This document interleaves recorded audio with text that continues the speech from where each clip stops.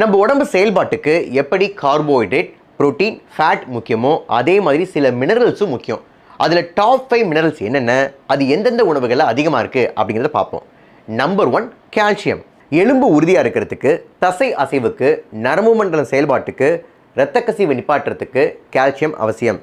இது ஒரு நாளைக்கு 1000 மில்லிகிராம் நம்ம உடம்புக்கு தேவைப்படுது. இது எதில் அதிகமாக இருக்குது அப்படின்னா கீரை வகைகள், கசகசா விதை, எள்ளு விதை, ராகி, கொள்ளு.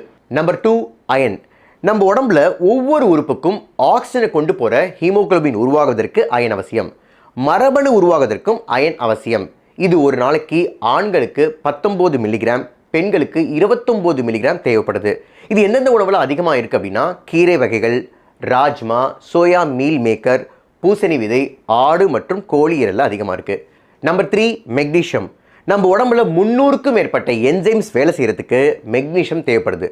அது மட்டும் இல்லாமல் நம்ம ரத்தத்தில் சர்க்கரை அளவையும் நம்ம உடம்போட பிளட் ப்ரெஷரையும் ரெகுலேட் பண்ணுது. இது ஒரு நாளைக்கு ஆண்களுக்கு 340 மில்லிகிராமும், பெண்களுக்கு 310 மில்லிகிராமும் தேவைப்படுது.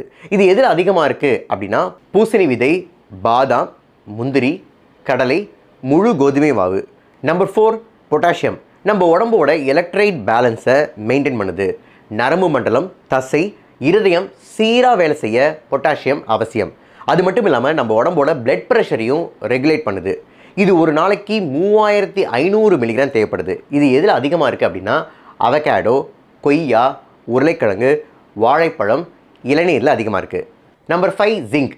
எதிர்ப்பு சக்தி வலுவாக இருக்கிறதுக்கு, மரபணு உருவாகுவதற்கு ஜிங்க் அவசியம். இது ஒரு நாளைக்கு ஆண்களுக்கு 12 மில்லிகிராம், பெண்களுக்கு 10 மில்லிகிராம் தேவைப்படுது. இது எந்தெந்த உணவில் அதிகமாக இருக்குது அப்படின்னா சணல் விதை, பூசணி விதை, முந்திரி, ஓட்ஸ், ஆடு மற்றும் கோழிக்கறி.